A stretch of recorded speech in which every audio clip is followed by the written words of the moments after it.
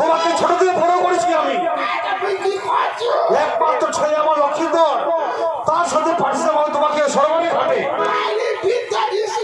সরকার তোমার ছেলে নাই, আমার ছেলে কি কর্ম করেছে?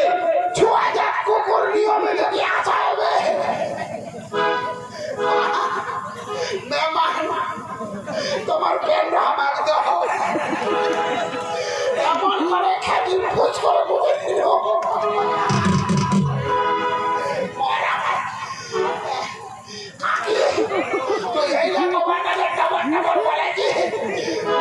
উঠাই দিল আলার হাসে কই দিল পরে তো খেলাই দিল খোঁজ করে দিল বুঝিয়ে নাম উঠাই দিল।